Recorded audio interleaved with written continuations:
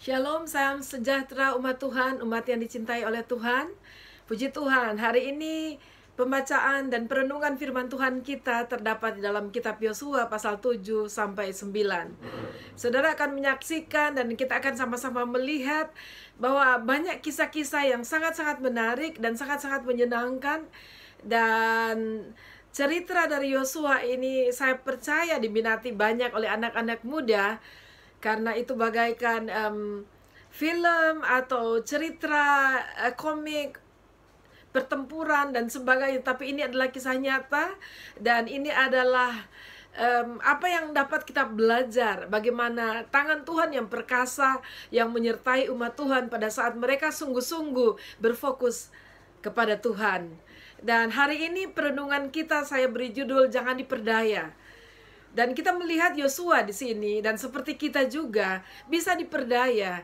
Dan Yosua diperdaya oleh orangnya sendiri maupun oleh orang dari luar dia, tetapi juga bisa diperdaya dengan kata-kata dan juga dengan perbuatan. Sebab itu kita juga harus berhati-hati di dalam kehidupan, karena kehidupan yang seperti dilewati bangsa Israel itu tidak jauh berbeda, hanya warnanya aja yang agak berbeda dengan kita, tetapi pada intinya kita mengalami hal yang sama di dalam dunia ini. Seperti Yosua, kita juga bisa sekali waktu diperdaya oleh berbagai hal yang ada di sekitar kita. Sebab itu mari kita berwaspada. Mari kita masuk bersama-sama di pasal yang ke-7. Setelah mereka menyelesaikan atau melewati kemenangan yang gilang gemilang terhadap kota Yeriko, pada saat itu betul-betul Tuhan serahkan ke tangan mereka.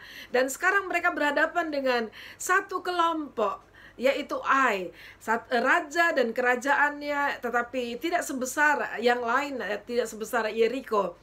Dan seperti biasa, Yosua mengirim utusan untuk mengintai kota itu, mengintai mereka. Dan rupanya Ai itu tidak lebih besar dari yang lain, dan itu ukurannya kecil saja. Sehingga pada saat pengintai itu kembali, dia bilang kepada Yosua, cukup kirim 3.000 orang aja, perwira-perwira untuk pergi berperang, dan kita pasti dapat mengalahkan mereka. Nah, lalu Yosua akhirnya mengizinkan mereka pergi 3.000 orang, dan apa yang terjadi itu adalah hal yang di luar dugaan mereka, karena mereka sudah melewati yang besar-besar saja Tuhan serahkan ke tangan mereka, apalagi ini yang kecil. Tetapi akhirnya 3.000 orang itu harus lari meninggalkan Ai karena mereka diserang dan dipukul kalah, sehingga ada sekitar 36 orang dikatakan meninggal, yang mati, 36 orang prajurit dari Israel yang mati. Lalu kemudian itu tentu mengagetkan bangsa Israel, mengagetkan Yosua. Dan Yosua seperti juga Musa datang kepada Tuhan dan berbicara, bersyafaat, Tuhan, bagaimana ini? Lalu saudara, Tuhan menyatakan kepada Yosua bahwa ada orang yang mencuri hal yang seharusnya tidak boleh dia lakukan. Dan akhirnya mereka seperti perintah Tuhan menyelidiki semuanya, dan terdapatlah itu di suku Yehuda. Dan setelah diselidiki, ada satu orang yang bernama Akan, dan akhirnya tertangkap sudah si Akan itu ya. Karena di ayat yang ke-1 kita melihat bahwa tidak ada yang tersembunyi di mata Tuhan. Ayat yang ke-1 dikatakan di situ, tapi orang Israel berubah setia dengan mengambil barang-barang yang dikhususkan itu, karena Akan bin Karmi bin Sabdi bin Sera dari suku Yehuda mengambil sesuatu dari barang-barang yang dikhususkan itu, lalu bangkitlah murka Tuhan terhadap Israel. Dan kita melihat dosa satu orang, yaitu Akan, tetapi yang mengalaminya, yang menerimanya adalah orang Israel secara keseluruhan, dan secara khusus 3.000 orang itu yang pergi berperang dan terpukul kalah. Dan kita melihat bahwa tidak ada yang tersembunyi di mata Tuhan, bahwa Tuhan dapat mengungkapkan itu dengan caranya tersendiri, cara Tuhan. Dan kita lihat bahwa Tuhan murka, lalu sudah pasti pada saat Tuhan murka selalu ada resiko yang harus dialami oleh bangsa itu. Dan kita bersyukur kepada Tuhan, setelah dicari akhirnya dapatlah si Akan. Dan akan mengakui hal itu. Kita baca ayat 20 dan 21, di situ dikatakan, lalu akan menjawab Yosua katanya, benar, akulah yang berbuat dosa terhadap Tuhan Allah Israel, sebab beginilah perbuatanku. Aku melihat di antara barang-barang jarahan itu jubah yang indah buatan Sinear dan 200 shikal perak dan sebatang emas yang 50 shikal beratnya. Aku mengingininya, maka kuambil. Semuanya itu disembunyikan di dalam kemahku, dalam tanah, dan perak itu di bawah sekali. Nah, saudara, kita melihat berhati-hati kasus Akan, berhati-hati dengan mata kita. Keinginan mata yang dapat membawa kita kepada dosa. Kita harus berhati-hati dan menyerahkan seluruh hidup kita, termasuk seluruh indera kita. Kita serahkan kepada Tuhan sehingga kita boleh terhindar daripada dosa-dosa keserakahan semacam itu. Dan Tuhan begitu tidak pandang bulu, saudara, dan orang yang bersalah itu selalu mendapatkan penghukuman. Dan sesudah Akan itu ditemukan, saudara, lalu kemudian ya seperti di ayat yang ke-22 di situ, lalu Yosua menyuruh orang segera pergi ke kemah itu, dan sesungguhnya semuanya itu disembunyikan dalam kemah Akan, dan perak itu ada di bawah sekali. Maka mereka mengambil semuanya itu dari dalam kemah, lalu membawanya kepada Yosua dan kepada semua orang Israel, dan mencurahkannya di hadapan Tuhan. Dan sesudah itu Yosua melakukan seperti perintah Tuhan. Akan dan keluarganya dan segala yang dia milikinya dimusnahkan, dan itulah penghukuman Tuhan atas Akan, sehingga Tuhan dapat menegakkan kekudusannya di tengah-tengah umatnya. Dan Yosua sendiri akhirnya mengalami apa yang dilakukan oleh Akan dan bangsa Israel secara keseluruhan. Mari kita berhati-hati. Dan kenapa saya bilang Yosua diperdaya? Karena ada satu hal lagi yang dilakukan yang Yosua tidak begitu berhati-hati pada saat pengintai kembali. Kalau kita membaca dengan teliti di situ, bahwa mereka mengusulkan kepada Yosua, jangan banyak-banyak, 3.000 aja. Dan Yosua tanpa mendengarkan firman Tuhan, kita lihat Tuhan tidak berfirman apa-apa. Yosua meluaskan mereka untuk pergi dan berperang. Nah, kita harus berhati-hati, saudara, dalam kehidupan kita, dalam kapasitas pribadi atau dalam kapasitas kolektif dengan orang-orang banyak. Mari kita berhati-hati untuk tidak diperdaya oleh apapun. Lalu kita melihat pembelaan Tuhan dan penghiburan Tuhan bagi Yosua dan bagi bangsa Israel, yaitu Ai dibinasakan. Kita membaca ayat 1 dan ayat yang kedua, di situ dikatakan, kemudian berfirmanlah Tuhan kepada Yosua, janganlah takut dan janganlah tawar hati, bawalah seluruh tentara dan bersiaplah maju ke Ai. Ketahuilah aku serahkan kepadamu raja negeri Ai, rakyatnya, kotanya, dan negerinya. Dan haruslah kau lakukan kepada Ai dan rajanya seperti yang kau lakukan kepada Yeriko dan rajanya. Hanya barang-barangnya dan ternaknya boleh kamu jarah. Suruhlah orang bersembunyi di belakang kota itu. Tuhan memberikan firman kepada Yosua bagaimana dia harus berhadapan dengan Ai. Dan pada saat Yosua melakukan seperti firman Tuhan, dan kita melihat bahwa kemenangan besar itu terjadi bagi Yosua. Karena saudara, Yosua akhirnya memilih prajuritnya atau memilih orang-orang yang siap bertempur, lalu kemudian mengatur strategi, yaitu dia menyediakan sebagian orang harus pergi mengelilingi dan pergi di belakang kota Ai, dan dia melakukan satu strategi yang buat saya itu ingat seperti anak-anak yang melakukan perang-perangan.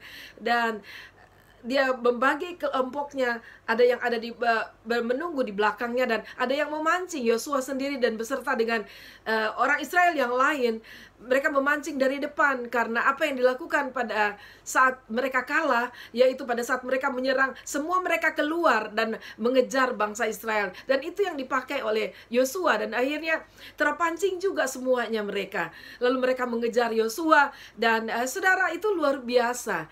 Dan ada strategi dan dengan pilihan-pilihan orang yang sesuai dengan firman Tuhan kepada Yosua. Dan bagaimana kita melihat bahwa kalau kita belajar mendengarkan apa kata Tuhan, kita tidak mengendalikan pertimbangan dan kemampuan kita sendiri, apalagi menyombongkan dengan apa yang kita mampu. Kita melihat bahwa tangan Tuhan bekerja dengan dahsyat dan luar biasa di tengah-tengah kita. Dan kita harus belajar dari Yosua untuk kehidupan pribadi kita, dan teristimewa untuk pemimpin, bagaimana memimpin. Dan jangan mudah diperdaya oleh apapun, termasuk orang-orang yang dekat dengan kita. Dan kita melihat ayat 18, Sementara mereka di dalam peperangan karena orang Ai itu terpancing dan keluar mengejar mereka. Lalu mereka coba melakukan perlawanan dan kelihatannya mereka melakukan seperti agak kalah dan mereka melarikan diri lalu dikejar dan bahkan semua rakyatnya keluar sampai kosong. Kotanya ditinggalkan. Lalu disitulah kita lihat ayat 18 dikatakan, lalu berfirmanlah Tuhan kepada Yosua, acungkanlah lembing yang ada di tanganmu ke arah Ai, sebab aku menyerahkan kota itu ke dalam tanganmu. Maka Yosua mengacungkan lembing yang di tangannya ke arah kota itu.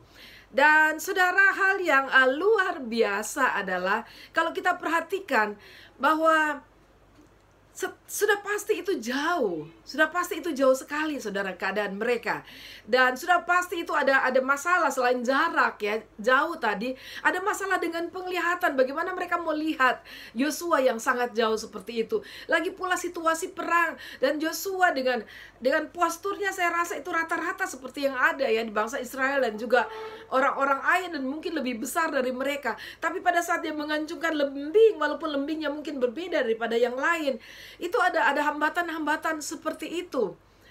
Dan saudara, tetapi kita melihat bahwa bagi Allah tidak ada yang mustahil. Tuhan akan membuat bahwa apa yang mungkin ya menurut pertimbangan kita akan sukar untuk mereka bisa ada komunikasi dan koneksi dan pandangan mata mereka tidak terganggu. Tetapi itu yang terjadi. Mereka ada respon. Di situ dikatakan orang-orang Israel akhirnya mereka maju dari belakang itu dan mereka menguasai kota itu. Lalu kemudian mereka membakar kota itu sehingga bisa dilihat oleh orang-orang Ai dan boleh dilihat oleh orang Israel bahwa kota Ai itu sudah dibakar. Dan tentunya akhirnya Israel dapat menyapu bersih Ai itu sesuai dengan perintah Tuhan kepada mereka. Itu hal yang luar biasa. Dan sebagai anak Tuhan kita belajar untuk memiliki koneksi kita dengan pemimpin kita. Dan jangan biarkan ada hal-hal yang mengganggu koneksi itu, sehingga kita bisa menyelesaikan tujuan Tuhan yang Tuhan sudah tetapkan bagi kita, seperti juga bagi bangsa Israel. Dan kita percaya dan saya tahu bahwa iblis akan berusaha untuk mengacaukan, karena dengan itu dia dapat mengacaukan umat Tuhan pada saat koneksi antara orang yang dipimpin dan pemimpinnya itu terhalang dan tidak bisa terkoneksi dengan baik, sehingga apa yang seharusnya dari Tuhan dan tidak bisa didengarkan dan tidak bisa sampai kepada pemimpinnya. Dan kita melihat bahwa kita juga perlu belajar seperti orang Israel, jangan diperdaya oleh apapun, sehingga kita tetap berada di posisi di mana Tuhan sudah tempatkan kita berada. Dan mari kita masuk yang pasal yang ke-9, dan ini juga menarik sekali dalam konteks jangan diperdaya. Dan ini adalah soal akal-akalan orang Gibeon. Dan pada saat Israel mengalahkan juga Ai, dan berita Israel itu tersebar kemana-mana, sehingga ada kerajaan-kerajaan kecil itu mencoba untuk bergabung bersama-sama, termasuk Gibeon ada di dalamnya. Lalu orang Gibeon itu setelah dia mendengar apa yang terjadi di kota Ai, dia bilang, mari, kalau saya pakai bahasa saya, mari mereka pakai akal-akalan, pakai strategi, kita juga pakai strategi.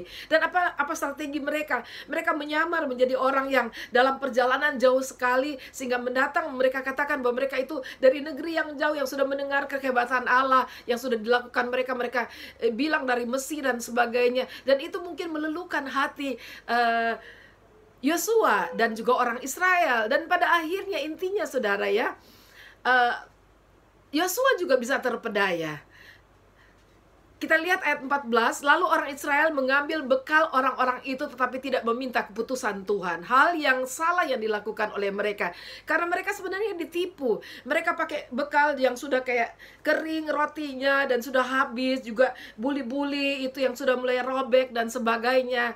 Dan tempat air mereka dan baju mereka udah compang-camping karena mereka bilang perjalanan panjang. Lalu orang Israel hanya melihat dengan mata mereka tapi tidak mengikut sertakan Tuhan di dalam melihat situasi yang ada. Dan itu kita harus belajar, apalagi kalau kita tidak mengikut sertakan Tuhan dalam keputusan-keputusan kita, dan itu bahaya besar.